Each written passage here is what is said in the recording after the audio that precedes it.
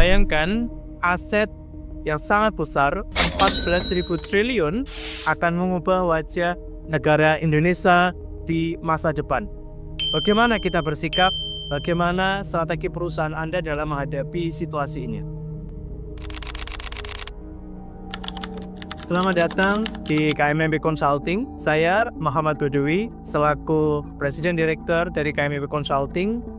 Kami sering menghadapi banyak tantangan yang diperoleh dari klien-klien kami, baik perusahaan swasta, perusahaan BUMN. Tentunya perubahan policy di Indonesia memberikan dampak yang cukup signifikan, dan tentunya yang sering saya dengar adalah kekhawatiran bagaimana mereka bersikap menghadapi adanya perusahaan super besar ini, yaitu Danantara.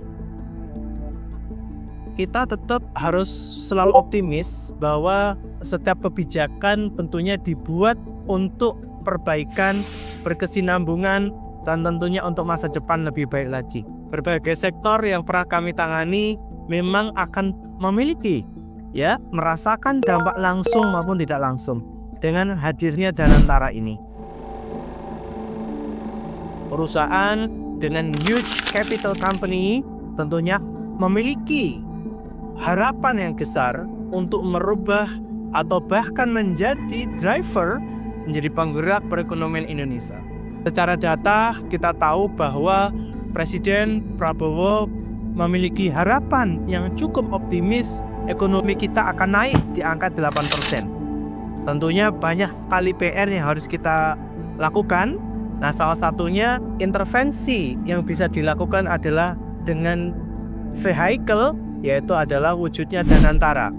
Dengan ini, maka Danantara akan bisa menjadi salah satu instrumen yang strategis untuk menavigasi arah ekonomi di masa depan.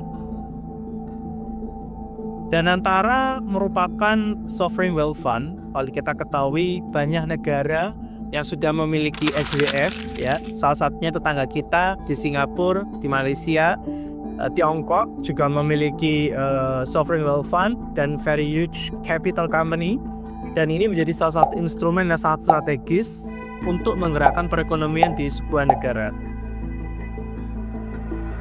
Saat ini di bawah kepemimpinan Presiden Prabowo, Indonesia berharap memiliki sovereign wealth fund seperti tetangga kita atau beberapa negara yang lain di Indonesia.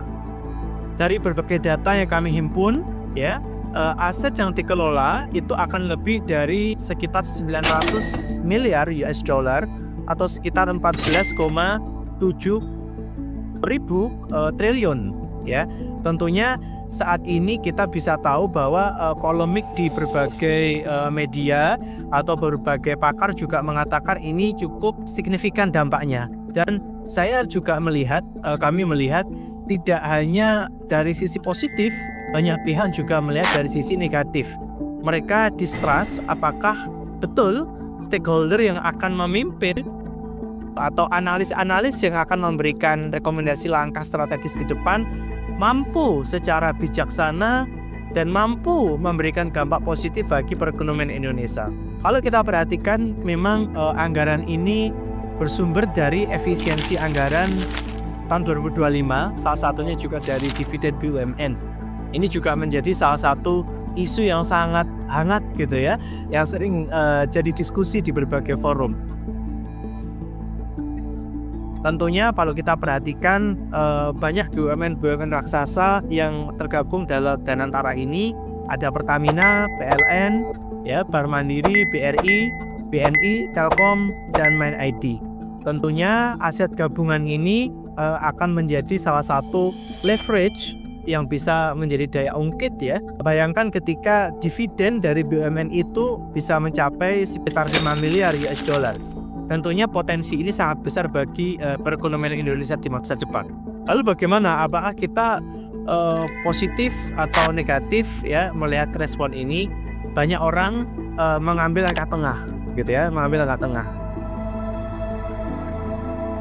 Kami dari KMMB Consulting merespon isu ini dari sisi objektif, kita bermain data dan kita melihat dari perspektif strategis seperti apa.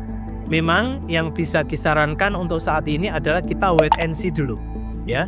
Kalau perusahaan Bapak Ibu akan mengeluarkan capital expenditure ya untuk investasi di jangka panjang, kita wait and see dulu.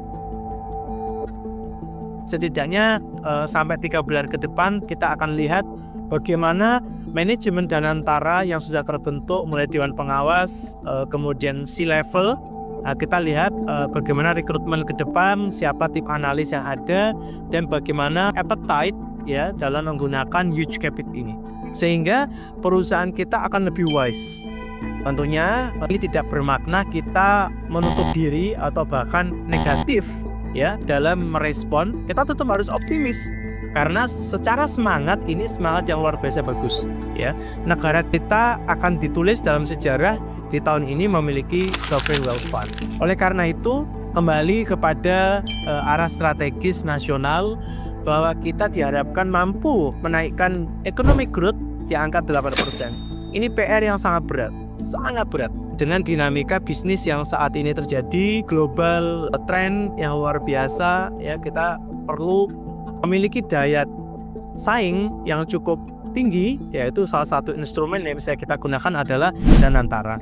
Danantara ini menjadi salah satu power bagi negara kita untuk mengarahkan investasi di sektor-sektor strategis, yaitu hilirisasi, kemudian sumber daya alam ya seperti nikel, energi terbarukan EBT. Kita tahu bersama bahwa EBT ini adalah investasi yang sangat mahal ya, investasi yang sangat mahal.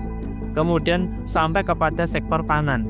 Kalau kita lihat memang appetite dari political will yang dimiliki Presiden Prabowo adalah concern kepada energi dan pangan. Makanya ada program makan siang gratis dan lain-lain. Maka ini respon yang positif sebetulnya. Kita punya instrumen untuk menggerakkan potensi keberhasilan dari sektor strategis ini jauh lebih positif, jauh lebih kita hindari potensi-potensi error yang terjadi dengan adanya kebijakan-kebijakan luar negeri dari regional yang mungkin saja akan mempengaruhi atau mengintervensi negara kita. Tapi dengan adanya Danantara, kita memiliki power yang cukup untuk mengorkestrasi sumber daya kita.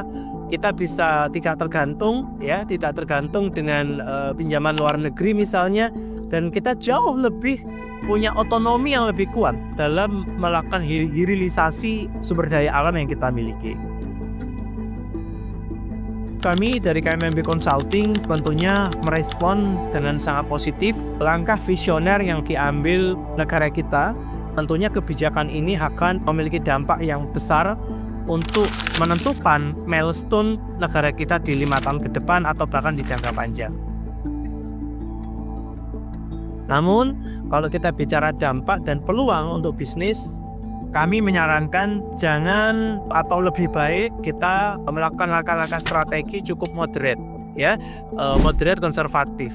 Kita wait and see dulu policy atau kebijakan apa yang akan diambil, atau bahkan aset placement ditaruh di sektor apa oleh Danantara ini masih isu. Kita harus tunggu dulu. Setelah nanti keputusan yang diambil oleh manajemen Danantara, kebijakan pada aspek hilirisasi sektor mana saja, kemudian untuk agenda-agenda prioritas mana saja, baru kita akan merespon. Kalau misalnya kebijakan itu berkaitan langsung dari supply chain atau hulu hilir yang berkaitan sama perusahaan kita, maka kita baru bisa tancap gas ya, kita bisa agresif. Misalnya kalau hilirisasi nikel, maka dari hulu sampai hilir sektor-sektor mana yang akan berdampak. Nah, kalau itu berkaitan sama perusahaan Bapak Ibu, kita bisa tancap gas. Tapi untuk saat ini di trimester ini kita harus wait and see. Kita tetap berpikir positif bahwa era transformasi di negara Indonesia dimulai saat kita mengelola dengan baik, mengelola dengan profesional dana sovereign wealth fund ini melalui manajemen Danantara. Cukup dari kami, saya Muhammad Dodewi dari KMMB Consulting.